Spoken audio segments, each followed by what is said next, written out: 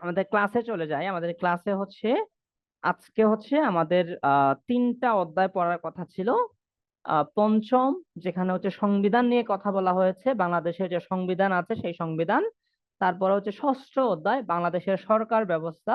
আর এটা ছিল অষ্টম অধ্যায়, যেটা হচ্ছে বাংলাদেশের স্থানীয় সরকার ব্যবস্থা। হ্যাঁ, আমার যতদূর মনে হয় স্থানীয় সরকারটা আমি পড়াইছি। আহ হ্যাঁ, ঠিক আছে, ম্যাডাম সঠিক উত্তর দিয়েছে। ওকে, তাহলে হচ্ছে আমরা প্রথম অধ্যায়টা আগে পড়ি। হ্যাঁ, প্রথম অধ্যায়টা দেখো, যেটা ছিল সংবিধান। হ্যাঁ, সংবিধানটা হচ্ছে, আচ্ছা, সংবিধান তো মূলত আমরা কিছু বুঝি সংবিধান বলতে আসলে কি বোঝায়, কিন্তু এটাকে হচ্ছে সংবিধান নেই তোমার। ও, আচ্ছা, ঠিক আছে, তাহলে তুমি আহ তোমার হাতে সময় থাকলে এবং তুমি কি করলে একটা ক্লাস করো, কারণ সংবিধান তো এটা আমাদের মৌলিক জ্ঞান আর কি, যে নেশন হিসাবে আমাদেরকে এটা সবারই লাগে, এটা জানা থাকা উচিত আমাদের। তো সেক্ষেত্রে তুমি থাকতে পারো ক্লাসে, হ্যাঁ। আচ্ছা, তোমারও নাই? আরে, আচ্ছা, যাদের নাই তারাও থাকো, যদি তোমাদের হাতে সময় থাকে এবং তোমাদের হচ্ছে পড়ার ইচ্ছা থাকে তাহলে থাকো, কারণ এটা তোমাদের কাজে লাগতে পারে, ডিরেক্টলি পরীক্ষা না লাগলেও পরবর্তীতে কাজে লাগবে আর কি, সেই হিসাবে থাকতে পারো। চলো, আমরা প্রথমে দেখবো যে সংবিধান সংজ্ঞা কি। সংবিধানের মূল ধারণাটা যদি দেখো, তাহলে দেখো আমরা কি বলছি এখানে, যে সংবিধান হলো রাষ্ট্র পরিচালনার মৌলিক আইন, যার মাধ্যমে রাষ্ট্র পরিচালিত হবে। ঠিক আছে, আমরা গতকালকের ক্লাসে রাষ্ট্র এবং সরকারের পার্থক্যটা দেখছিলাম। ঠিক আছে, তাহলে এই যে একটা রাষ্ট্র হচ্ছে একটা প্রতিষ্ঠান, বুঝতে পারছো? রাষ্ট্র হচ্ছে আমাদের একটা রাজনৈতিক প্রতিষ্ঠান। হ্যাঁ, তো এই রাজনৈতিক প্রতিষ্ঠানকে পরিচালনা করার জন্য এক এক সময় যখন এক এক সরকার আসে, সে যেন তার ইচ্ছে মতো পরিচালনা করতে না পারে, সে যেন তার যাকে ইচ্ছা তাকে ধরবে মারবে কাটবে এটা করতে না পারে, আবার যাকে ইচ্ছা তাকে অনেক বেশি সুযোগ সুবিধা দিয়ে দিবে, এই ধরনের স্বজনপ্রীতি, এই ধরনের দুর্নীতি যেন করতে না পারে, সেই কারণে কি লাগে, একটা মৌলিক গাইডলাইন লাগে। বুঝতে পারছো? একটা নীতিমালা লাগে, যেই নীতিমালার আলোকে রাষ্ট্রটাকে সে পরিচালনা করবে। বুঝাইতে পারছি? তো এই যে একটা নীতিমালা লাগে, যেটা মূল জায়গা, ওই জায়গাটাকে ধরে হচ্ছে যে কেউ রাষ্ট্র পরিচালনা করবে, এবং এর বাহিরে তাকে যাওয়া যাবে না। যদি সে এর বাহিরে কখনো যায়, তাহলে কি হবে, মানুষ বা সাধারণ জনগণ সেটার প্রতিবাদ করবে। বুঝাইতে পারছি? আচ্ছা, একটা না আটটা পর্যন্ত আমি ক্লাস নিব না, আমি আগেই শেষ করে দেবো। ঠিক আছে, টেনশনের কিছু নাই, যখন তোমাদের মনে হবে যে বোরিং লাগছে আমি তখন কন্টিনিউ করব না, বুঝছো? কারণ পড়াশোনার জন্য আমাদের হচ্ছে মাইন্ড যথেষ্ট ফ্রেশ থাকা জরুরি। আমরা ক্লান্তি থাকলে আমাদের পড়াশোনা হয় না। বুঝাইতে পারছি? সে কারণে হচ্ছে তোমাদের অনেক লম্বা ক্লাস দেখে, লম্বা ক্লাস দেখে টেনশনের কিছু নাই, আমরা 1-1.5 ঘন্টার মধ্যে শেষ করে দিব। বুঝতে পারছো? বা আমি তোমাদেরকে জিজ্ঞেস করব যে তোমরা আরো কন্টিনিউ করতে চাও কিনা, যদি মনে হয় যে না তোমরা আজকে টায়ার্ড, তাহলে আমি রেখে দিব। বুঝাইতে পারছি? তো 2 ঘন্টা 3 ঘন্টা ক্লাস দেখে টেনশনের কোনো কিছু কারণ নাই। ওকে, চলো, তাহলে আমরা পড়ছিলাম যে সংবিধানটা আসলে মূলত, ঠিক আছে, ওকে, চলো আমরা এখন যাই, ক্লাসে যাই। হ্যাঁ, ওকে, থ্যাংক ইউ মেজাবিন, ঠিক আছে, চলো। তো বলছিলাম যে সংবিধান হলো রাষ্ট্র পরিচালনা, একটা দেশ কিভাবে পরিচালিত হবে, একটা দেশের কতটুকু ক্ষমতা থাকবে। ধরো বিভিন্ন, একটা দেশের বিভিন্ন কি আছে, অর্গানাইজেশন আছে, হ্যাঁ, বিভিন্ন বাহিনী আছে, বিভিন্ন হচ্ছে প্রতিষ্ঠান আছে, হ্যাঁ, বা অঙ্গ সংগঠন আছে, কে কতটুকু ক্ষমতা ব্যবহার করতে পারবে, কে কিভাবে কাজ করতে পারবে, পুলিশ কিভাবে কাজ করবে, র্যাব কিভাবে কাজ করবে। বুঝাইতে পারছি? তারপরে ধরো কোন মন্ত্রণালয় কিভাবে কাজ করবে, অর্থাৎ একটা রাষ্ট্র পরিচালনার A to Z যে নীতিমালা, সেই নীতিমালাকে মূলত কি বলা হয়, সংবিধান বলা হয়। এবং আমি একটু আগে বলছিলাম যে সেই নীতিমালার বাহিরে গিয়ে যদি কেউ কোনো কাজ করে, তখন তার জন্য আবার কি আছে, বিচার বিভাগ। কিন্তু আমরা গতকালকে দেখছিলাম যে রাষ্ট্রের 3টা বিভাগ থাকে, আইন বিভাগ, শাসন বিভাগ এবং বিচার বিভাগ। বুঝাইতে পারছি? এই আইন বিভাগ হচ্ছে আমাদের সংবিধান। বুঝছো? আমি 1 মিনিট সময় নিচ্ছি, তোমরা একটু পজ করো, হ্যাঁ।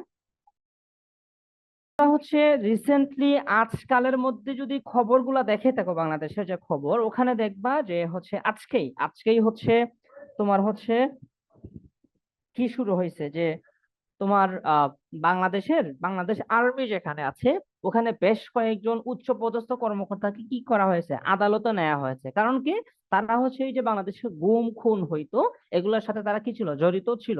বা আগের যে ফেসির যে সরকার ছিল, সেই সরকারের সাথে তারা অপকর্মের সাথে জড়িত ছিল। অর্থাৎ তারা কি করছে, সংবিধান বহির্ভূত কাজ করছে। সংবিধান সেনা বাহিনীর সদস্য হিসাবে কিংবা সেনাবাহিনীর হচ্ছে কর্মকর্তা হিসেবে তাদের যেই কাজগুলো করা সংবিধান তাদেরকে রাইট দিয়েছে, সেই রাইটের বাহিরে গিয়ে কি করেছে, তারা অন্যর একটা রাইটকে মানে কি করেছে, হস্তক্ষেপ করেছে, ঠিক আছে, মানুষকে গুম করেছে, মানবাধিকারের লঙ্ঘনের মতো কাজ করেছে। এজন্য কি হয়েছে, তারা উচ্চপদস্থ সেনা কর্মকর্তা হওয়ার পরেও কি হয়েছে, তাদেরকে বিচারের আওতায় আসতে হয়েছে। তাহলে এইটা হচ্ছে মূলত সংবিধান। এখানে ছোট একটা একটা লাইন মাত্র আমি লিখছি, এটাকে তোমাদেরকে ব্যাখ্যা করে আমি বুঝাচ্ছি আর কি, যে সংবিধান হলো রাষ্ট্র পরিচালনার মৌলিক আইন, যার মাধ্যমে রাষ্ট্র পরিচালিত হবে। রাষ্ট্রের সমস্ত অর্গান যেগুলো আছে সবগুলো কি এই সংবিধানের মাধ্যমে পরিচালিত হবে। তাহলে আমরা এক কথায় সংবিধান কাকে বলে এটা আমরা এইভাবে বলতে পারি। যদি তোমরা এটাকে ব্যাখ্যা দিতে চাও তাহলে তোমরা এইভাবে বলবো আর কি, যে রাষ্ট্রের যতগুলো অর্গান আছে, রাষ্ট্রের যতগুলো প্রতিষ্ঠান আছে, রাষ্ট্রের যতগুলো কর্মকর্তা কর্মচারী আছে, সাধারণ নাগরিক আছে, সবাই কিভাবে পরিচালিত হবে সেটা যেখানে লেখা থাকে বা সেটা যেখানে হচ্ছে নির্ধারিত থাকে, সেটাই হচ্ছে কি মূলত সংবিধান। ওকে, আমরা সামনে যদি যাই, তোমরা এখানে একটু দেখো যে কি আছে, যে সংবিধানের উৎস দেওয়া আছে। হ্যাঁ, কি কি উৎস? সাধারণ অর্থে সংবিধানটা কি? সাধারণ অর্থে সংবিধান হচ্ছে রাষ্ট্র পরিচালনার মৌলিক আইন হচ্ছে সংবিধান, ঠিক আছে। 2 নম্বরে দেখো রাজনৈতিক অর্থে সংবিধানটা কি। রাজনৈতিক অর্থে সংবিধান হচ্ছে রাষ্ট্রের শাসন ব্যবস্থা, নাগরিক অধিকার ও কর্তব্য নির্ধারণকারী দলিল। এটাকে রাজনৈতিক ভাবে আমরা এইভাবে বলতে পারি আর কি। যদি তুমি আইনগত দৃষ্টিকোণ থেকে সংবিধানকে দেখতে চাও তাহলে কি বলতে পারো, যে সর্বোচ্চ আইন, সংবিধানের উপরে আর কোনো আইন হইতে পারে না। বুঝাইতে পারছে? জন্য সংবিধানকে কি বলা হয়, রাষ্ট্রের সর্বোচ্চ আইন বলা হয়। কি আছে সাথে দেখো, যেটির বিরুদ্ধে কোনো আইন প্রণয়ন করা যায় না। আমরা জানি আমাদের যে সংসদ যেটা আছে কিংবা আইন বিভাগ যেটা আছে, তারা ওখানে কি করে, বিভিন্ন ধরনের আইন প্রণয়ন করে। কিন্তু তাদেরকে কখনোই আমাদের যে মৌলিক যে সংবিধান আছে, সেই সংবিধানের বাহিরে গিয়ে কোনো আইন করা যাবে না। কিংবা আমাদের যে সংবিধান আছে, সেই সংবিধান বিরোধী কিংবা সংবিধানের সাথে সাংঘর্ষিক কোনো আইন তারা করতে পারবে না। বুঝাইতে পারছি? উদাহরণ দেখা একটা দেওয়া আছে, যে বাংলাদেশের যে 1972 সালে গৃহীত সংবিধান যেটা আছে, সেটা কার্যকর হয় কত সালে? হ্যাঁ, আমাদের বাংলাদেশ সংবিধানটা একটা উদাহরণ দেওয়া আছে, যে বাংলাদেশ সংবিধানটা প্রণীত হয় 1972 সালে এবং কার্যকর হয় 1972 সালেই হয়েছিল। কার্যকর হয়েছে একটু পরে আর কি, 1972 সালের 16 ডিসেম্বরে সেটা কি কার্যকর হয়েছে। তাহলে সংবিধানের একটা উদাহরণ হচ্ছে বাংলাদেশের সংবিধান। পৃথিবীতে আরো অনেক সংবিধান আছে, আমাদের বাংলাদেশের সংবিধান একটা বৈশিষ্ট্য আছে, সেটা আমরা সামনে পড়বো। বাংলাদেশের সংবিধান আছে, পৃথিবীতে লিখিত সংবিধান আছে, অলিখিত সংবিধান আছে, তারপরে পরিবর্তনশীল দুষ্পরিবর্তনীয় বিভিন্ন ধরনের ক্যাটাগরি ওয়াইজ সংবিধান আছে। তাহলে সংবিধান কাকে বলে? আমরা এক কথায় যদি বলি, সংবিধান হলো রাষ্ট্র পরিচালনার মৌলিক আইন, যার মাধ্যমে রাষ্ট্র পরিচালিত হয়। এটা হচ্ছে মূল কথা। এটাকে তোমরা তোমাদের মতো করে ব্যাখ্যা করে দিতে পারো, স্যার যে কথাগুলো বললাম এটার মধ্যে থেকে, ঠিক আছে। তারপরে আমরা আসবো এখানে। এখানে দেখো কি আছে, যে সংবিধানের আসলে প্রয়োজনীয়তা কেন, সংবিধান আসলে কেন লাগবে, সংবিধান না থাকলে আসলে কি হবে, বুঝতে পারছো? দেখো যে কেন সংবিধান প্রয়োজন, যদি আমরা দেখি যে একটা রাষ্ট্রের প্রতিষ্ঠা, বুঝতে পারছো, রাষ্ট্রেও প্রতিষ্ঠা করা, শাসন পরিচালনা করা। রাষ্ট্র একটা প্রতিষ্ঠা হয়েছে, একটা রাষ্ট্র ধরো নতুন জন্মগ্রহণ করেছে। যেমন ধরো আমাদের বাংলাদেশ 1971 সালে কি হয়েছে, রাষ্ট্র হিসেবে প্রতিষ্ঠিত হয়েছে। এই রাষ্ট্র যখন প্রতিষ্ঠিত হইলো, তখনই কি লাগবে, রাষ্ট্রটাকে শাসন প্রশাসন পরিচালনা করতে হবে। বুঝাইতে পারছি? এখন যখন প্রশাসন পরিচালনা করতে হবে, তখন কি করতে হবে, আমাদের নাগরিক অধিকার যেটা আছে সেটাও সংরক্ষণ করতে হবে। আরেকটা হচ্ছে শাসন ব্যবস্থার স্থিতিশীলতা লাগবে। এই যে কাজগুলা, এই কাজগুলা কিন্তু সংবিধান ছাড়া সম্ভব হয় না, বুঝতে পারছো? রাষ্ট্র একটা প্রতিষ্ঠিত হয়েছে, এখন আমাদেরকে একটা নির্দিষ্ট নীতিমালা রাখবে যে প্রশাসন কিভাবে পরিচালিত হবে, বুঝতে পারছো? না হলে কি হবে, যে যার মতো প্রশাসন পরিচালনা করবে, রাষ্ট্রে বিশৃঙ্খলা তৈরি হবে, কেউ হচ্ছে বেশি সুবিধা পাবে, কেউ হচ্ছে সুবিধা থেকে বঞ্চিত হবে, কোন রাহাজান অনেক কিছু বেড়ে যাবে। তারপরে দেখো, নাগরিক অধিকার সংরক্ষণ, বুঝছো? নাগরিক অধিকার বলতে কি, আমরা কোন অধ্যায় জানি পড়ছিলাম অধিকার কাকে বলে? অধিকারটা হচ্ছে যে অন্যের যে অধিকার আছে সেই অধিকারে হস্তক্ষেপ না করে তোমার স্বাধীনতা ভোগ করা, এটাকে মূলত কি বলা হয়? স্বাধীনতা বলা হয়, কিংবা তোমার অধিকার বলা হয়, বুঝতে পারছো? যেমন ধরো, তুমি পড়াশোনা করছো, আর তুমি পড়াশোনা করতে গিয়ে কি করতে পারবে না, আরেকজনের হচ্ছে বই চুরি করে নিতে পারবে না, কিংবা আরেকজনের কলম নিয়ে যেতে পারবে না, কারণ তাকে তুমি ক্ষতি করতে পারো না, বুঝাইতে পারছি? কিংবা ধরো তুমি হাল চাষ করছো, তুমি তোমার স্বাধীনতা আছে, তুমি হাল চাষ করতে পারো, কিন্তু হাল চাষ করতে যাইয়া আরেকজনের জমিতে ক্ষতি করতে পারবা না, আরেকজনের ধান নষ্ট করে ফেলতে পারবা না, এটা তোমার অধিকার নাই। তাহলে এই যে তুমি কোনটা পারবা, কোনটা পারবা না, এই যে এই ধরনের যে অধিকার আছে, সেই অধিকারগুলা কি থাকতে হয়, আমাদের সংরক্ষিত থাকতে হয়। না হলে কেউ দেখা যাবে বলবে যে আমার যা ইচ্ছা আমি তাই করব, আমি চাইলে খুন কইরা ফেলবো, আমি চাইলে চুরি করবো, আমি চাইলে এটা করবো সেটা করব। কিংবা হচ্ছে সবচেয়ে কন্ট্রোভার্সিয়াল বিষয় যেগুলো, তোমরা নিশ্চয়ই, তোমরা অনেকেই হয়তো ফেসবুক ব্যবহার করো, ওখানে তোমরা নিশ্চয়ই দেখবা যে বিভিন্ন ধরনের কন্ট্রোভার্সি হয়। যেমন রিসেন্টলি হচ্ছে একটা ওয়েস্টার্ন কালচার বাংলাদেশে প্রচুর স্টাবলিশ হওয়া ট্রাই করছে, সেটা কি, যেমন ধরো সমকামিতা, হ্যাঁ, হ্যাঁ সমকামিতা, ট্রান্সজেন্ডার, যেগুলো হচ্ছে আমাদের ধর্মীয় ইস্যু, আমাদের যে যুগ যুগ ধরে আমাদের যে পারিবারিক ভ্রাতৃত্ব বা এই ধরনের যে কালচার গুলো চলে আসছে, হ্যাঁ, এগুলোর সাথে কি এগুলো কখনোই যায় না, ঠিক আছে?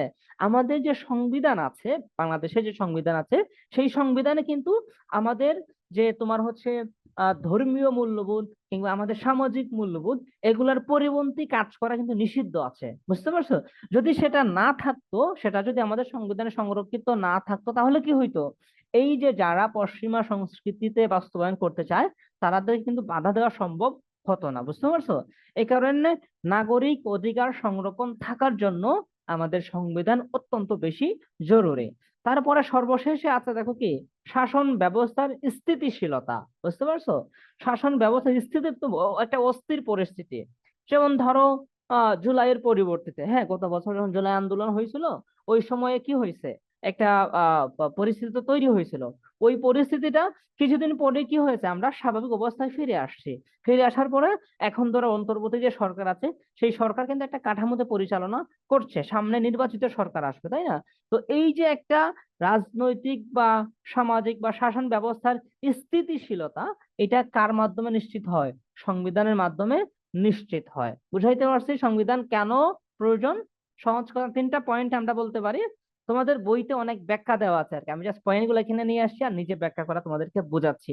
আমি যে এইভাবে বোঝাচ্ছি, তোমরা কি ক্লিয়ার হয়ে বুঝতে পারছো বলো তো? একটু রেসপন্স করো। ওকে, থ্যাংক ইউ, থ্যাংক ইউ। ঠিক আছে তাহলে, ওকে, তাহলে আমি এইভাবেই কন্টিনিউ করতেছি। তাহলে আমাদেরকে যদি বলে পরীক্ষায় যে সংবিধান কেন প্রয়োজন কিংবা সংবিধানের প্রয়োজনীয়তা লিখো, তাহলে এই পয়েন্টগুলো, চারটা পয়েন্ট আছে দেখো, যে একটা রাষ্ট্র প্রতিষ্ঠা করা, রাষ্ট্র প্রতিষ্ঠা করে রাষ্ট্র পরিচালনা, প্রশাসন পরিচালনা করা, তারপরে নাগরিক অধিকার সংরক্ষণ, শাসন ব্যবস্থার স্থিতিশীলতা, এই কারণগুলোর, এই বিষয়গুলোর কারণে কি লাগে, আমাদের সংবিধান লাগে। তোমরা সুন্দর করে এটাকে গুছাইয়া লিখে ফেলবা, ওকে? ওকে মেজাবিন, থ্যাংক ইউ। তারপরে চলো, আমরা যদি সংক্ষেপে বলি এখানে আরেকটা, এই উপরে কথাগুলো কি বলতে পারি, যে রাষ্ট্র পরিচালনার নির্দেশ দেয় কে? সংবিধান।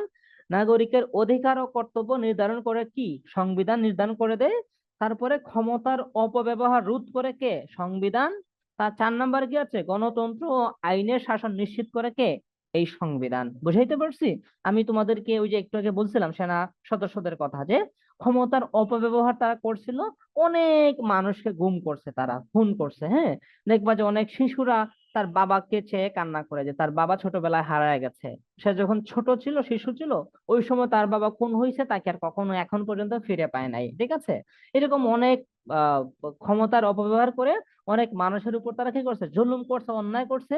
এই যে তাদের ক্ষমতার অপব্যবহারটাকে রোধ করতে হবে, সেটা কি দিয়ে?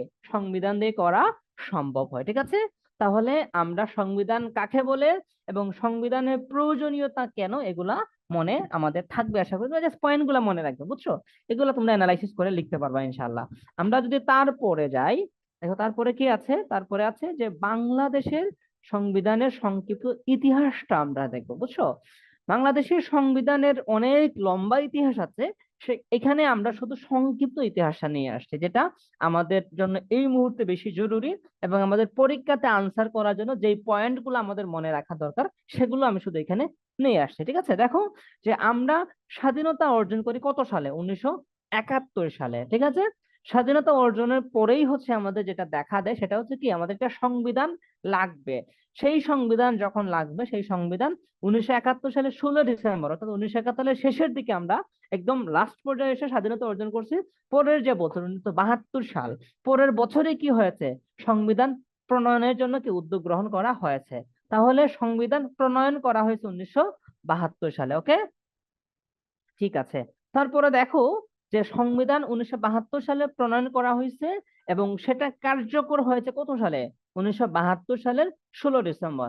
অর্থাৎ আমাদের স্বাধীনতা অর্জনের ঠিক 1 বছরের মধ্যে আমাদের একটি সংবিধান তৈরি করা হয়েছে এবং সেই সংবিধান ঠিক এক যখন হচ্ছে আমরা যখন প্রথম বর্ষপূর্তি যখন উদযাপন করলাম, অর্থাৎ 1 বছর স্বাধীনতার 1 বছর যখন উদযাপন করলাম, ওই দিনে কি হয়েছে, সংবিধানটা কার্যকর হয়েছে। ঠিক আছে, তারপরে দেখো সংবিধানে বেশ কিছু পরিবর্তন এসেছে। ঠিক আছে, এবং সংবিধানের হচ্ছে অন্যতম বৈশিষ্ট্য হচ্ছে সংবিধান পরিবর্তনশীল, বুঝছো?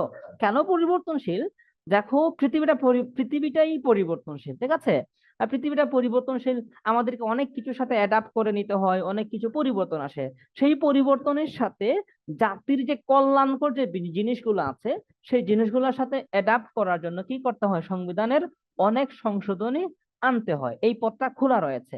তো সেক্ষেত্রে যখন 1972 সালের 16 ডিসেম্বর আমাদের সংবিধানটা কার্যকর হইল এবং এটার পরবর্তী 75 সাল, অর্থাৎ 3 বছরের মধ্যে, সংবিধান প্রণয়নের 3 বছরের মধ্যে কি হয়েছে, প্রথম সংশোধনী পরিবর্তন হয়েছে। বুঝতে পারছো? প্রথম সংশোধনীটা হয়েছে, আমাদের সংবিধানটা প্রথম পরিবর্তন হয়েছে কত সালে, 1975 সালে, অর্থাৎ সংবিধান প্রণয়নের ঠিক 3 বছর পর। ঠিক আছে, এবং এখন পর্যন্ত বর্তমান 2025 সাল পর্যন্ত কয়টা সংশোধনী হয়েছে, 15টি সংশোধনী হয়েছে আর কি। বুঝতে পারছো? অর্থাৎ 15 বার সংবিধানটা পরিবর্তন করা হয়েছে।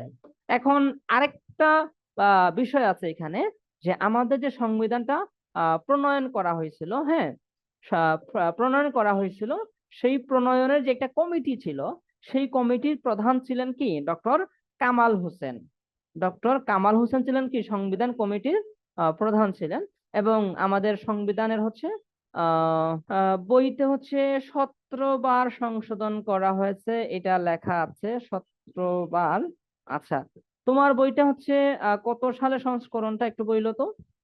17, ষোড়শ সংশোধনী 17দশ, হ্যাঁ এটাই তো, ষোড়শ 17দশ। আচ্ছা ঠিক আছে, তাহলে এই তথ্যটা আমার কাছে, তথ্যটা এটাই, ষোড়শ সংশোধনী হয়েছিল তোমার কত সালে, 17টাই হওয়ার কথা। আচ্ছা, আমি আচ্ছা হ্যাঁ, এখানে একটা সংশোধনী হয়েছিল 2018 সালে, একটা সংশোধনী আসছিল, সেটা হচ্ছে আমাদের যে সংরক্ষিত নারী আসন যেটা ছিল, হ্যাঁ, সেটা হচ্ছে একটা নির্দিষ্ট সময়ের জন্য রাখা হয়েছিল আর কি, বুঝছো? আরো পজিটিভ রাখার বিধান করা হয়। বুঝতে পারছো? অর্থাৎ আমাদের হচ্ছে আহ নারীদেরকে এগিয়ে নিয়ে আসার জন্য বা নারীদের অগ্রগতির জন্য একটা উদ্যোগ গ্রহণ করা হয়েছিল। হ্যাঁ, ওইটা ছিল হচ্ছে যে নারীদের জন্য সংরক্ষিত কিছু আসন থাকবে, এটা ছিল হচ্ছে আমাদের সংবিধানের হচ্ছে একটা কি আর কি। এবং এটা হচ্ছে তোমার 18 সাল পর্যন্ত আর কি, একটা নির্দিষ্ট সময়ের জন্য রাখা হয়েছিল। পরবর্তীতে কি হইলো, যে যখন হচ্ছে তোমার কি হয়ে গেল, ওই ওই সময়টা পূর্ণ হয়ে গেল, তখন 2018 সাল, 18 সালে পূর্ণ হওয়ার পরেই কি হয়েছে, যে তখন সময় আরেকটা প্রস্তাব আসলো যে আমাদের নারীদের অগ্রগতি হয়েছে কিন্তু এখনো অনেক কিছু বাকি আছে। বুঝতে পারছো? সেই সুবাদে আরেকটি সংশোধনী হয়, যেটা হচ্ছে 17তম সংশোধনী। এবং এই 17তম সংশোধনীর মাধ্যমে আমাদের নারীদের যে 50টি আসন ছিল, সেই 50টি আসন আরো 25 বছরের জন্য কি করা হয়েছে, বৃদ্ধি করা হয়েছে আর কি, বুঝছো? এখানে এই নারীদের আসনের ক্ষেত্রেও কিছু পরিবর্তন আসতে যাচ্ছে। তোমরা নিশ্চয়ই যদি এখনকার তথ্যগুলো আপডেট গুলা দেখে থাকো, তাহলে দেখবা যে হচ্ছে তোমার হচ্ছে এই যে রিসেন্টলি তো কোনো সংবিধান, আমাদের সংসদ তো কার্যকর নেই, তাই না? কোনো নির্বাচিত সরকার নেই। তো সেক্ষেত্রে অন্তর্বর্তী যে সরকার আছে, ডক্টর ইউনূস স্যারের যে সরকার, সেই সরকারের অধীনে কিন্তু একটা কি আছে, তোমার সংস্কার কমিশন আছে, হ্যাঁ। সেই কমিশনের মধ্যে এগুলো নিয়ে আলোচনা হচ্ছে যে আমাদের নারীদের যে সংরক্ষিত 50টি আসন, সেই 50টিকে 100টি করার প্রস্তাব গৃহীত হয়েছে। অনেক কিছু পরিবর্তন আসতেছে আর কি, হ্যাঁ। তো এই পরিবর্তনটা হচ্ছে 2026 সালে যুক্ত হবে হয়তো। ঠিক আছে, আচ্ছা। তাহলে আমরা থ্যাংক ইউ মেহজাবিনীকে এই তথ্যটি কারেকশন করে দেওয়ার জন্য। বর্তমান এখন পর্যন্ত আমাদের সংবিধানটা 17 বার পরিবর্তন হয়েছে, ঠিক আছে। এবং সংবিধান প্রণেতাকে ডক্টর কামাল হোসেন বলা হয়, অথবা সংবিধান প্রণয়নের যে কমিটি ছিল, সেই কমিটির প্রধান কে ছিলেন? ডক্টর কামাল হোসেন ছিলেন, ঠিক আছে। আচ্ছা, আমরা আরো যদি সামনে যাই, ওকে, আরো সামনে গেলে দেখবো আমরা যে সংবিধানের মৌলিক কিছু স্তম্ভ আছে, বুঝছো? এই স্তম্ভ হচ্ছে ধরো এগুলাকে পিলার বলা হয় আর কি। আমরা যখন কেউ বাসা বানাই, তোমাদের ঘর যদি দেখো, হ্যাঁ, ঘরের কিন্তু আহ ইতিহাসটা হচ্ছে নেক্সট উইকে মেবি, হ্যাঁ, নেক্সট উইকে হচ্ছে, কালকে তো বন্ধ থাকবে আমাদের সবকিছুই, নোটিশে তোমরা পাইছো। ইতিহাস নেক্সট উইকের মেবি সোম মঙ্গলবার থেকে শুরু হবে আর কি, বুঝছো? অথবা রবিবার থেকে, আমি একটু দেখে বলতে হবে, ইতিহাসটা ওই সময় শুরু হবে। আচ্ছা, তাহলে চলো আমরা বলছিলাম যে সংবিধানের মৌলিক স্তম্ভ। মৌলিক স্তম্ভ বলতে হচ্ছে পিলার, তো বুঝো।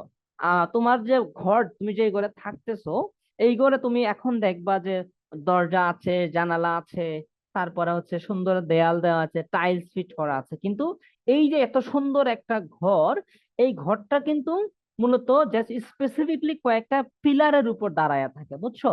এবং যখন সেই ঘরটা, যেমন ধরো ওই জায়গাটা ধরো একদম সমতল একটা জায়গা ছিল, ওখানে যখন ঘরটা উঠানো হয়, ওই সময় কি কয়েকটা পিলার কি করা হয়, বসানো হয়।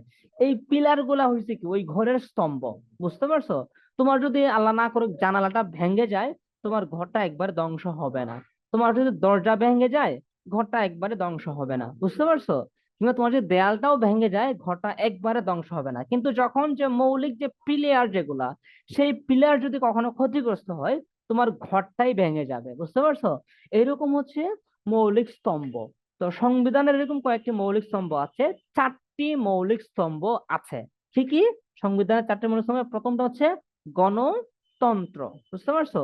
2 নম্বরে হচ্ছে সমাজতন্ত্র, 3 নম্বরে হচ্ছে জাতীয়তাবাদ, এবং 4 নম্বরে হচ্ছে কি ধর্ম নিরপেক্ষতা।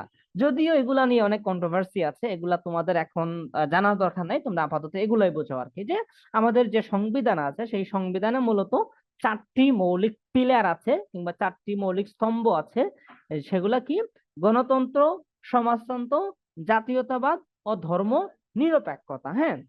তোমরা যদি একটু অ্যাডভান্স স্টাডি যখন করবা, তখন দেখবা যে এটা একটা আরেকটার কি কন্ট্রাডিক্টরি, বুঝছো পারছো? যেমন ধরো গণতন্ত্র, গণতন্ত্র হচ্ছে কি জনগণের শাসন, আবার সমাজতন্ত্র হচ্ছে কি এটা ঠিক উল্টাটা, বুঝতে পারছো?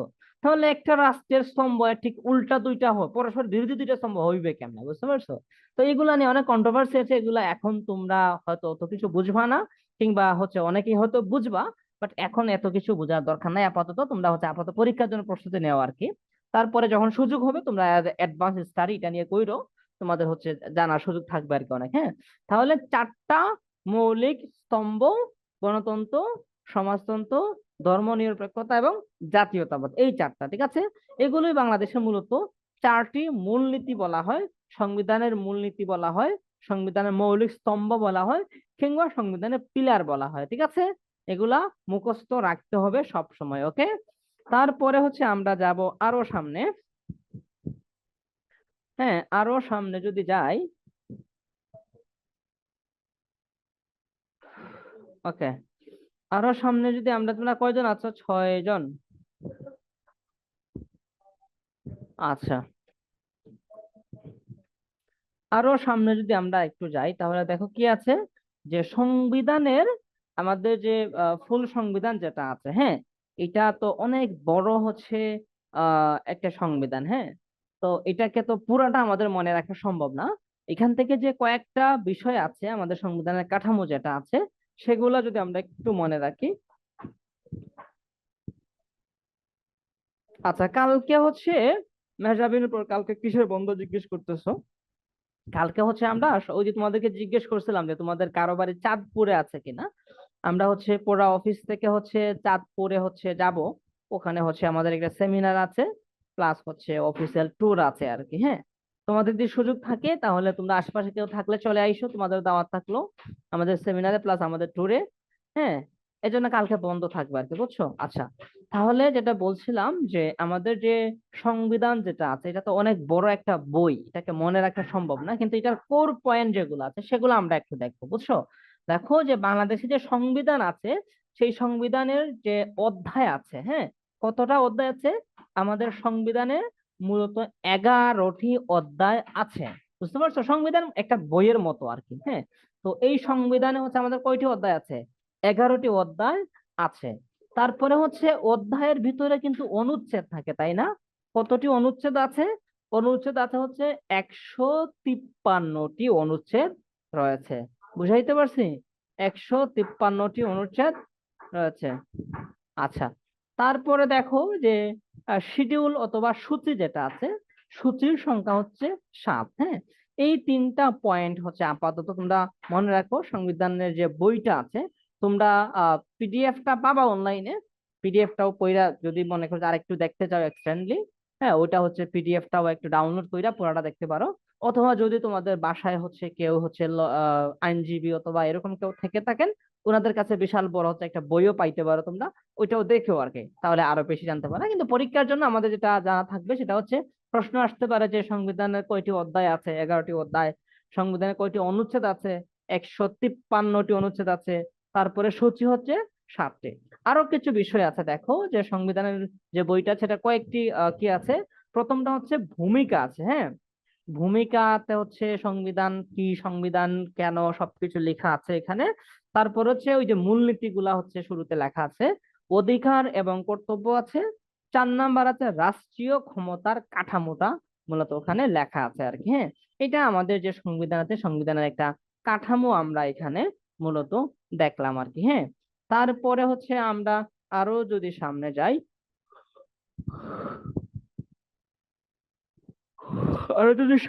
তাহলে দেখো যে কি আছে সংবিধানের। ওই যে মৌলিক অধিকার আমরা বলছিলাম, মৌলিক অধিকার গুলোর মধ্যে দেখো কি কি আছে। আমাদের হচ্ছে কয়েক ধরনের, তোমাদের অনেকগুলা মৌলিক অধিকার আছে, কিন্তু বইতে তোমাদের হচ্ছে 7টা মৌলিক অধিকারের কথা বলা আছে আর কি, বুঝছো? আহ 7টা মৌলিক অধিকারের কথা বলা আছে। প্রথমটা হচ্ছে মৌলিক অধিকার সমতার অধিকার, বুঝছো? সমতার অধিকারটা কি? সমতার অধিকার হচ্ছে যে সব নাগরিক আইনের দৃষ্টিতে সমান এবং সমান সুরক্ষা আইনি সুরক্ষা তারা পাবে। বুঝতে পারছো? অর্থাৎ ধনী যে, গরিব যে, হ্যাঁ, ধরো একটা কোম্পানির মালিক এবং একটা কোম্পানির কর্মচারী, বুঝাইতে পারছি?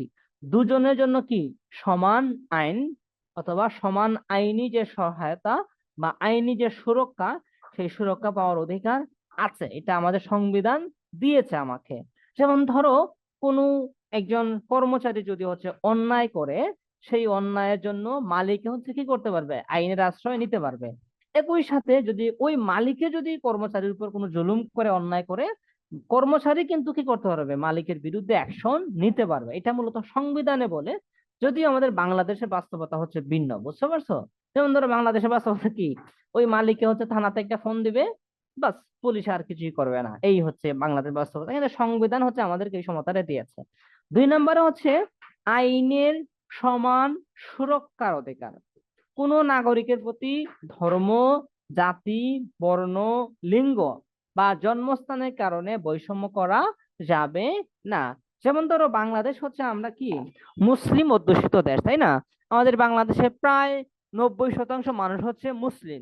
একটা থানাতে ধরো 100 জন পুলিশ থাকলে ওখানে দেখবা যে কি 80 জনই হচ্ছে মুসলিম, ঠিক আছে? তুমি যদি একটা আদালতে যাও, ওখানে ধরো 20 জন বিচারক থাকলে দেখবা যে 19 জনই কি তোমার মুসলিম, তাই না? তুমি যদি একটা রাজনৈতিক দলে যাও, ওখানে যাই দেখবো 80%-এর উপরে কি মুসলিম, তাই না? তাহলে কি ধর্মীয় দৃষ্টিকোণ থেকে বাংলাদেশে মুসলিমদের সংখ্যা বেশি, কিন্তু তাই বলে হচ্ছে কোনো একজন অমুসলিম, হিন্দু, খ্রিস্টান, অন্য কোনো ধর্মের লোকের প্রতি কি করা যাবে না, অন্যায় করা, আইনের ক্ষেত্রে তাকে কমতি করা যাবে না। একজন অমুসলিম যদি মুসলিমের বিরুদ্ধে কোনো আইনি সহায়তা চায় এবং তার অভিযোগ যদি সত্য থাকে, তাহলে তাকে অবশ্যই সে আইনি সহায়তা দিতে হবে, ঠিক আছে? এরকম জাতি, বর্ণ, কালো মানুষ, সাদা মানুষ বা বিভিন্ন মানুষ, উচ্চ শ্রেণীর মানুষ, লিঙ্গ, যেমন ধরো নারীদের ক্ষেত্রে নারীদেরকে একটু ধরো দেখা যায় অনেক কিছু থেকে বঞ্চিত করা হয় বাংলাদেশের ক্ষেত্রে, কিন্তু সেটা করা যাবে না। কোনো পুরুষ যদি নারীর উপর অন্যায় করে, কিংবা কোনো ধরো যে কোনো ক্ষেত্রে, হ্যাঁ, বাবা যদি হচ্ছে বা ভাই যদি বোনের উপর অন্যায় করে, অর্থাৎ নারী পুরুষ এই লিঙ্গ বৈষম্য করা যাবে না। বুঝাইতে পারছি? 3 নম্বরে যে মৌলিক অধিকারটা আমাদের আছে, দেখো 3 নম্বরে মৌলিক অধিকারটা হচ্ছে, 3 নম্বর মৌলিক অধিকারটা হচ্ছে তোমার হচ্ছে জীবন ও ব্যক্তি স্বাধীনতার অধিকার। আইন অনুযায়ী আইন অনুযায়ী ব্যতীত কোনো নাগরিকের জীবন বা স্বাধীনতা হরণ করা যাবে না। একটা মানুষের যে ব্যক্তি স্বাধীনতা আছে, সেই স্বাধীনতা কি করা যাবে না, হস্তক্ষেপ করা যাবে না। তুমি তোমার স্বাধীনতা মতো ইচ্ছা মতো চলতে পারো, যতক্ষণ পর্যন্ত তুমি বাংলাদেশের বা সংবিধানের যে আইন আছে সেই আইন তুমি লঙ্ঘন করছো না। হ্যাঁ, আচ্ছা, মেহজাবিনের প্রশ্ন ছিল তফসিল বলতে কি বোঝায়। তফসিল হচ্ছে এক ধরনের নোটিশের মতো, বুঝছো? তফসিল হচ্ছে কি এক ধরনের নোটিশের মতো আর কি। হ্যাঁ, এটা হচ্ছে ধরো তোমার যখন বিভিন্ন সংশোধনী আসে কিংবা নতুন কোনো আইন প্রণয়ন হয়, ওইটা ওই ধরনের ঘোষণা হয় আর কি, বুঝছো? এটা এক ধরনের হচ্ছে নোটিশের মতো। ওইটা রাষ্ট্রীয় পর্যায়ে বা সংসদ থেকে এক ধরনের ঘোষণা আসে, ওটাকে মূলত তফসিল বলা হয় আর কি, বুঝতে পারছো? ওইটা আরো অনেক সময় স্পেসিফিক হইতে পারে, এরকম হয় মূলত। ওকে, আচ্ছা, ওকে। তারপরে দেখো আমরা 4 নম্বরে যদি আসি, 4 নম্বর মৌলিক অধিকার হচ্ছে কি বাক ও মত মত প্রকাশের স্বাধীনতা। বাক মানে তো বোঝো, মানে কথা বলার স্বাধীনতা, এবং তোমার মত প্রকাশের স্বাধীনতা। বুঝাইতে পারছি? প্রত্যেক নাগরিক তার চিন্তা ও মত প্রকাশের অধিকার আছে। বুঝাইতে পারছি? ধরো তোমার চিন্তার সাথে আমার চিন্তার মিল নাই, তার মানে তুমি আমার মতকে প্রকাশ করতে দিবা না, সেটা হইতে পারে না। বুঝাইতে পারছি? অথবা ধরো যেই দল রাষ্ট্র ক্ষমতায় আছে, সেই দল হচ্ছে অন্য দলের হচ্ছে বাক স্বাধীনতা হরণ করতে পারবে না। বুঝাইতে পারছি? অন্য একজনের মত তোমার পছন্দ নাই হইতে পারে, তার মানে হচ্ছে তুমি তার মত প্রকাশের স্বাধীনতা হরণ করতে পারবা না, কিংবা তাকে কথা বলার অধিকার থেকে বঞ্চিত করতে পারবা না। এটা হচ্ছে আমাদের সাংবিধানিক অধিকার, ঠিক আছে? তারপর হচ্ছে ধর্মীয় স্বাধীনতা। ধর্মীয় স্বাধীনতা কি? যে প্রত্যেক নাগরিক তার ধর্ম স্বাধীনভাবে পালন, প্রচার ও বিস্তার করতে পারবে। বুঝতে পারছো? যেমন ধরো আমরা মুসলিম যারা আছি, আমরা আমাদের ধর্ম, আমরা ধরো ধরো তুমি তোমার স্কুলে যাবা, স্কুলে যখন হচ্ছে আজান হবে তুমি তোমার নামাজ পড়তে যাবা, তোমাকে বাধা দেওয়া যাবে না। বুঝাইতে পারছি? কিংবা ধরো একজন হিন্দু আছে, সে তার ধর্ম পালন করবে, তাকে আমরা বাধা দিতে পারবো না। অর্থাৎ যে যার ধর্ম আছে সে তার ধর্ম পালন করবে, তার ধর্মের প্রতি আমরা বাধা দিতে পারবো না। বুঝাইতে পারছি? কিংবা অন্যের ধর্মকে অপমান, হেয় ও পদস্থ করে কথা বলা উচিত না, ঠিক আছে? 6 নম্বরে দেখো সম্পত্তির অধিকার। বুঝতে পারছো? সম্পত্তির অধিকারটা কি? যে আইন অনুযায়ী প্রত্যেক নাগরিকের সম্পত্তি অর্জন, ভোগ করা ও হস্তান্তরের অধিকার রয়েছে। বুঝতে পারছো? অর্থাৎ বাংলাদেশের যে বৈধ আইন আছে, সেই আইন অনুযায়ী তুমি ব্যবসা করতে পারবা, তুমি বাণিজ্য করতে পারবা, তুমি হচ্ছে কোনো কিছু উৎপাদন করতে পারবা, তুমি হচ্ছে বিক্রি করতে পারবা, ক্রয় করতে পারবা, তুমি খেতে পারবা, যা ইচ্ছা তুমি তাই করতে পারবা। কিন্তু কি অবশ্যই আইন অমান্য করা যাবে না। যেমন ধরো বাংলাদেশের আইনে কি আছে, ড্রাগস যেটা আছে, হ্যাঁ, হ্যাঁ, মাদক কারবার কি নিষিদ্ধ, সেটা করা যাবে না। কিন্তু তুমি কি করতে পারো, ব্যবসা করতে পারো, হালাল যে ব্যবসা আছে, কিংবা বাংলাদেশের স্বীকৃত যে ব্যবসা আছে সেই ব্যবসাগুলো তুমি করতে পারো। বুঝাইতে পারছি? সেই ব্যবসাগুলো তুমি প্রচুর সম্পত্তি অর্জন করো, তাতে কিচ্ছু যায় আসে না। এখানে তোমাকে রাষ্ট্র বা অন্য কেউ বাধা দিতে পারবে না, যতক্ষণ পর্যন্ত তুমি রাষ্ট্রের আইন অমান্য করছো না। 7 নম্বর যেটা আছে সেটা হচ্ছে শিক্ষার অধিকার। বুঝতে পারছো? নাগরিকের যে মৌলিক শিক্ষা লাভের অধিকার রয়েছে, যা যা রাষ্ট্র নিশ্চিত করবে। বুঝতে পারছো?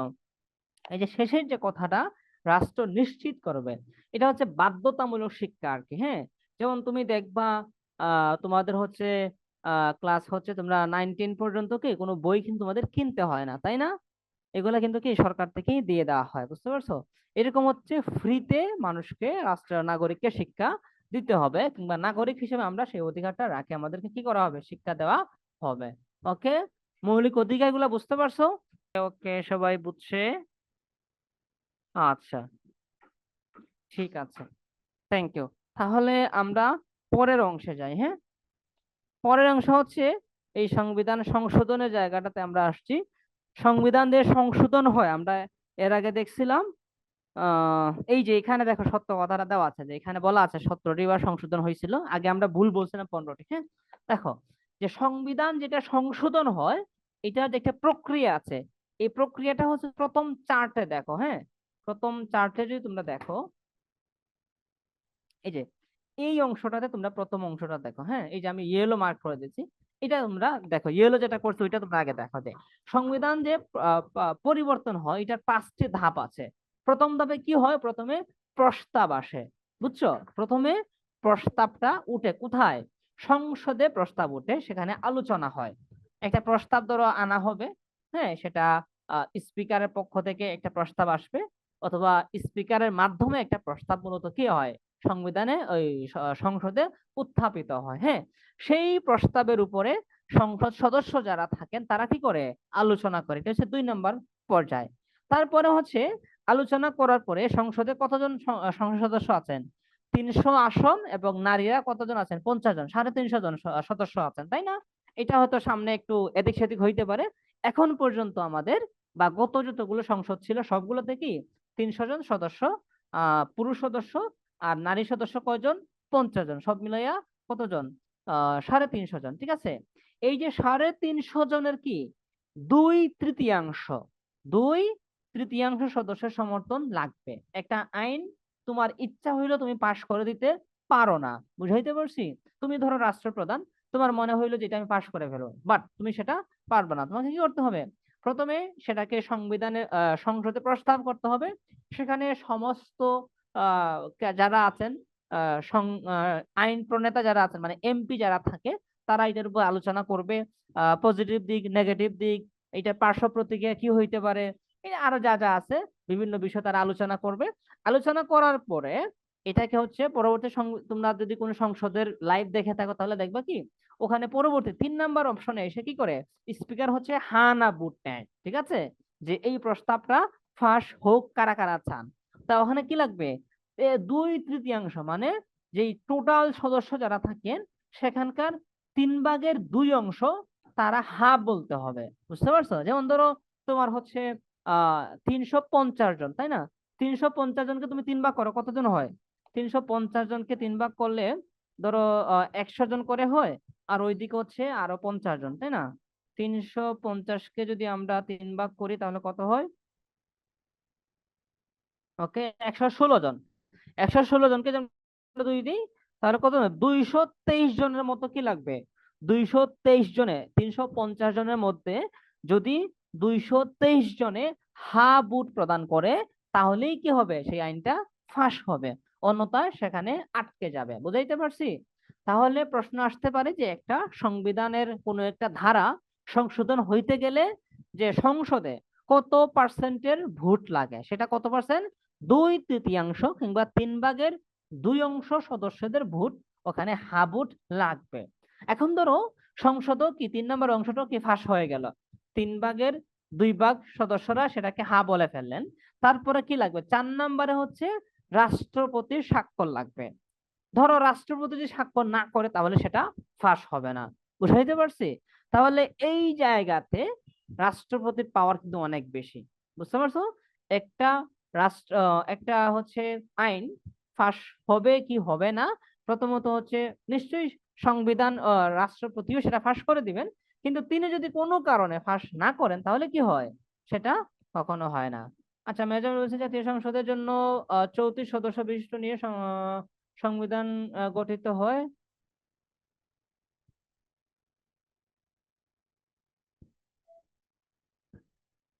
আচ্ছা, গোলমাল হওয়ার কিছু নাই। বিশিষ্ট সংবিধান গঠিত হয়, সংবিধান, আচ্ছা, এটা অনেক সময় এরকম হয় আর কি, বুঝছো? তো অনেক সময় একটা বিশিষ্ট কমিটি গঠন করা হইতে পারে, বুঝছো? এটা ওই যে প্রস্তাবের উপরের ক্ষেত্রে, কিন্তু মূল হচ্ছে তোমার শেষের অংশটা, 350 জন যে সদস্য, এদের হা না ভোট, এটাই তুমি মনে রাখো, বুঝছো মেহজাবিন? এই শেষের অংশটা মনে রাখলেই হবে, হ্যাঁ, এটা হচ্ছে মূল অংশ। ওকে, তারপরে চলো। ওকে, তারপরে ধরো যে রাষ্ট্রপতি যখন 1/3 সদস্যরা হা না ভোট দিয়ে সেটাকে ফাঁস করে দিল, যদি না ভোট হয় তাহলে এটা ওখানেই শেষ। আর যদি হা ভোট হয় তাহলে এটা রাষ্ট্রপতির কাছে যাবে, রাষ্ট্রপতি স্বাক্ষর দিবেন, তারপরে সেটাকে কার্যকর হিসাবে গণ্য করা হবে, কিংবা সংবিধানের সংশোধন হিসাবে গণ্য করা হবে। ঠিক আছে, এটা হচ্ছে আমাদের সংবিধান সংশোধনের যে ধারাটা আছে বা যে পর্যায়গুলো আছে, 5টা পর্যায়ে আমরা এখানে দেখলাম। তারপরে আসলে এখানে কয়েকটি মূল পয়েন্ট আছে, ওই যে আমরা দেখছি শুরুতে দেখা আছে যে এই যে সংবিধানের যে প্রক্রিয়া, সংশোধনের প্রক্রিয়া, এখন পর্যন্ত কি 17টি সংশোধন সম্পন্ন হয়েছে, এখানে সঠিকটাই দেওয়া আছে, আগে ভুলটা ছিল। তারপরে কি, সংবিধান সংশোধনের ক্ষমতা শুধু জাতীয় সংসদের, অর্থাৎ সংসদের বাহিরে তুমি যত বড় নেতাই হও না কেন, কি তোমার কথার কোনো ভ্যালু ওই জায়গাতে নাই, তোমার ওই কথায় কোনো কাজ হবে না। বুঝতে পারছো? তোমরা যদি ভালো করে দেখে থাকো দেখবা যে অনেক বড় বড় জ্ঞানী লোক, রাষ্ট্রবিজ্ঞানী কিংবা হচ্ছে বিভিন্ন ইউনিভার্সিটির প্রফেসর কিংবা বিদেশে অবস্থানরত বাঙালি কোনো প্রফেসর বা শিক্ষিত ব্যক্তি, তারা বিভিন্ন প্রস্তাব দিয়ে থাকেন যে আমাদের বাংলাদেশের জন্য এটা করলে ভালো হয়, ওটা করলে ভালো হয়, কিন্তু সেটা কি হয় না, ওখানে অ্যাকসেপ্টেড হয় না, যদি না সেটা সংসদ পর্যন্ত না গড়ায়। বুঝাইতে পারছি? এজন্য সংবিধান সংশোধনের ক্ষমতা শুধু জাতীয় সংসদের রয়েছে। তোমার যদি কোনো বক্তব্য থাকে, তোমাকে ওখানে যাইয়া বক্তব্যটা দিতে হবে। ঠিক আছে, তারপরের কথা হচ্ছে যে রাষ্ট্রপতি স্বাক্ষর ছাড়া কি হয় না, সেটা কার্যকর হয় না। রাষ্ট্রপতি যদি বেঁকে বসে, হ্যাঁ, এ বললো যে না আমি এটা দিব না, ঠিক আছে, অনেক সময় ঝামেলা হয়ে যায় তাদের মধ্যে, তখন কি হয় না, সেটা বাস্তবায়ন হয় না। ওকে, তারপর হচ্ছে সংবিধান কার্যকর হলে তা রাষ্ট্রের সর্বোচ্চ আইন হিসেবে গণ্য হয়ে যায়। এই যে আমরা 5টা প্রক্রিয়া দেখলাম, এই প্রক্রিয়া যখন কোনো সংবিধান, কোনো ধারা বা উপধারা যদি কখনো সংশোধন হয়ে আসে, যখন সেটা সংশোধন হয়ে যায়, তখন তোমাকে আমাকে সবাইকে সেটা সেটা কি করতে হবে, মান্য করে চলতে আমরা বাধ্য। বুঝতে পারছো? মানে কারণ কি, সেটা রাষ্ট্রের সর্বোচ্চ আইন হিসাবে গণ্য হয়ে যায়। ঠিক আছে, তাহলে এই হচ্ছে আমাদের সংবিধান নিয়ে আজকের আলোচনাগুলো, আমরা খুবই সংক্ষিপ্ত আকারে করা ট্রাই করেছি। এখানে তোমাদের কোনো প্রশ্ন কিংবা তোমাদের কোনো হচ্ছে আরো কিছু বোঝার থাকলে তোমরা একটু বলতে পারো আর কি, হ্যাঁ। তোমাদের কথা শোনার পরে আমি হচ্ছে একবার কুইজ তোমাদের জন্য রেডি করছি। প্রশ্নগুলো বলে দেন। আচ্ছা, এই অধ্যায়ের গুরুত্বপূর্ণ প্রশ্নগুলো তো আমি মাঝে মধ্যে বলছি যে কি কি প্রশ্ন আসতে পারে। মূলত যদি আরেকটু আলাদা করে যদি বলি, এখান থেকে ধরো আসতে পারে যেটা, সেটা হচ্ছে যে আহ এখান থেকে তেমন আসার কিছু নাই, যেটা সংবিধানের সংজ্ঞাটা আসতে পারে। ঠিক আছে, এবং সংবিধান কত সালে প্রণয়ন করা হয়েছে, কত সালে কার্যকর করা হয়েছে, এই প্রশ্নগুলা এখানে আসতে পারে। বুঝতে পারছো? তারপর হচ্ছে আরেকটা যেটা আসতে পারে, সেটা হচ্ছে যে এই যে সর্বোচ্চ আইন, হ্যাঁ, সর্বোচ্চ আইন নিয়ে তোমাদের হচ্ছে সৃজনশীলে আসতে পারে। বুঝতে পারছো? যেমন ধরো এইরকম একটা উদ্দীপক থাকতে পারে যে হচ্ছে ধরো লাইক হচ্ছে সালিম নামে একটা ছেলে, তার কথা আসতে পারে যে সে একটা কাজ করতে গেছে, যখন সে জানতে পারলো এটা হচ্ছে রাষ্ট্রের সর্বোচ্চ আইন দ্বারা স্বীকৃত নয়, কিংবা সর্বোচ্চ আইন পরিপন্থী, এরকম একটা উদ্দীপক আসলো। ঠিক আছে, তারপরে বললো এই সর্বোচ্চ আইন বলতে কি বোঝায়, তখন তোমার এই সংবিধান এখান থেকে বিভিন্ন প্রশ্ন আসছে যে সংবিধান কি, সংবিধানকে রাষ্ট্রের সর্বোচ্চ আইন কেন বলা হয়। ঠিক আছে, এই ধরনের কথা এখান থেকে আসতে পারে। তারপরে এখান থেকে কিছু প্রশ্ন আসতে পারে, এই সংবিধানের সংজ্ঞা থেকে সর্বোচ্চ এই ধরনের প্রশ্ন এখান থেকে আসতে পারে। ঠিক আছে, তারপরে দেখো প্রয়োজনীয়তার ক্ষেত্রে পয়েন্টগুলো অবশ্যই মনে রাখতে হবে, এই পয়েন্টগুলো তোমরা মনে রাখলেই হয়ে যাবে, এখানে 4টা পয়েন্ট আছে। তারপরে হচ্ছে এটা তো আছে এখানে সংক্ষিপ্ত উদাহরণটা, সবচেয়ে গুরুত্বপূর্ণ এখান থেকে যেটা সংশোধনী থেকে বিভিন্ন প্রশ্ন আছে আর কি, তোমরা সর্বশেষ যে সংশোধনী এটা ভালো করে দেখে নিবা, এবং প্রথম যে সংশোধনী সেটাও ভালো করে দেখে নিবা। প্রথম এবং সর্বশেষ সংশোধনী, এই দুইটা সংশোধনী দেখে নিবা। এর বাইরে যে গুরুত্বপূর্ণ তথ্য যেগুলো আছে সেগুলো মনে রাখলে তোমরা যে কোনো প্রশ্নের উত্তর এখান থেকে দিতে পারো। আরেকটা এক্সট্রা কথা আছে যে সংবিধান প্রণয়ন কমিটির প্রধান কে ছিলেন, কিংবা সংবিধান প্রণেতা কে ছিলেন, সেটা কি ডক্টর কামাল, এটাও আসতে পারে এখান থেকে। ঠিক আছে, তারপরে এটা মাস্ট, এটা সংবিধান থেকে কোনো প্রশ্ন আসলে সর্বোচ্চ গুরুত্বপূর্ণ হচ্ছে সংবিধানের মৌলিক স্তম্ভ কয়টা কিংবা মূলনীতি কয়টা, এটা অবশ্যই এটা এখান থেকে প্রশ্ন আসলে এটাই আসবে, হ্যাঁ। এটা মোটামুটি গুরুত্বপূর্ণ, আসলে আসতে পারে, জাস্ট তথ্যগুলা মনে রাখা অত গুরুত্বপূর্ণ না আর কি, হ্যাঁ। এখানেও বেশি গুরুত্বপূর্ণ না, তারপরও আসলে শুধু এগুলা মনে রাখো আর কি, হ্যাঁ। এই যে 7টি মৌলিক অধিকারের কথা বলা আছে, এই ব্যাখ্যাগুলা লাগবে না, তোমরা শুধু এগুলা একটু মনে রাখে নিও, হ্যাঁ। এই যে এগুলা একটু মনে রাখে নিও, হ্যাঁ। আচ্ছা, সর্বশেষ যেটা, এটাও একটু গুরুত্বপূর্ণ আছে, সেটা হচ্ছে এই যে প্রস্তাব, সংবিধানের সংশোধন যখন হয়, সেই সংশোধনের যে প্রক্রিয়া আছে সেই প্রক্রিয়াটা আসতে পারে। এটা হচ্ছে খুব মাঝখান থেকে এটা প্রশ্ন আসতে পারে যে কত, এটা 3 নম্বর যেটা, এটা গুরুত্বপূর্ণ আর কি, যে কত শতাংশ ভোটে হচ্ছে সংবিধানে কোনো সংশোধনী আসছে, ঠিক আছে। তারপরে ধরো রাষ্ট্রপতি সাক্ষ্য নিয়ে প্রশ্ন আসতে পারে, এই হচ্ছে আমি মূলত যে যে টপিকগুলো এখানে আছে সবগুলাই গুরুত্বপূর্ণ, এখান থেকে কোনো কিছু বাদ দেওয়া না। তারপর আমি স্পেসিফিক করে বলে দিলাম আর কি, সংবিধানের সংজ্ঞাটা বলে দিলাম, সংবিধানের মৌলিক স্তম্ভগুলা বলে দিলাম, এবং সংবিধান সংশোধনের প্রথম সংশোধনী এবং সর্বশেষ সংশোধনী এটা, এবং হচ্ছে সংশোধনের যে ধারা এটা, এই 5-6টা বিষয় তোমাদের মনে রাখলে আশা করি তোমরা এখান থেকে যে কোনো প্রশ্নের উত্তর দিতে পারবা, ঠিক আছে। ওকে, থ্যাংক ইউ, অল ক্লিয়ার। আচ্ছা, আমি তাহলে রাকিব স্যার আর ক্লাস নেবেন না, রাকিব স্যার নাই তো। আচ্ছা, রাকিব স্যার হচ্ছে তোমাদের ক্লাস নিতেন, উনি হচ্ছে অনেক আগেই হচ্ছে এডু পরিবার থেকে হচ্ছে উনি অন্য জায়গাতে চলে গেছেন আর কি, হ্যাঁ।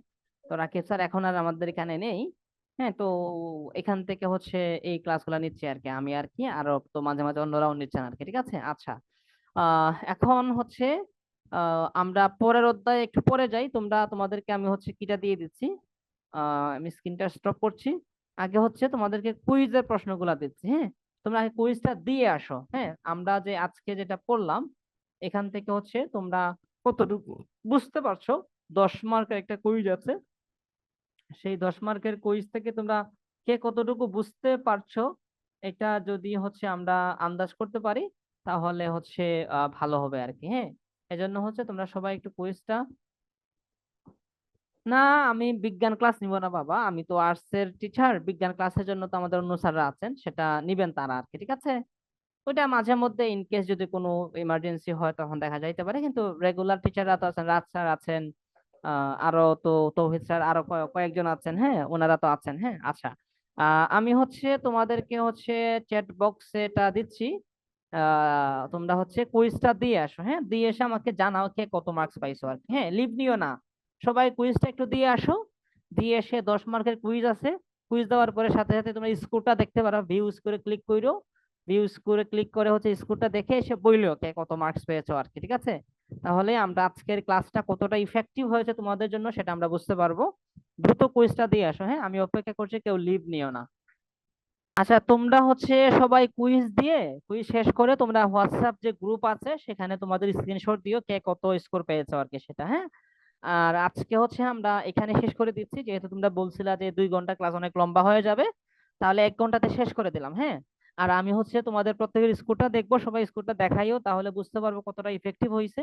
যদি দেখা যায় যে তোমরা সবাই ভালো স্কোর পেয়েছো, মানে এইভাবে ক্লাস বুঝো, তাহলে আমি পরবর্তী ক্লাসগুলো এইভাবে নেওয়া ট্রাই করবো আর কি, ঠিক আছে। ভালো থেকো সবাই, আর স্কোরটা দেখাইও আমাকে, সবাই কুইজটাও দিও, ঠিক আছে। আল্লাহ হাফেজ।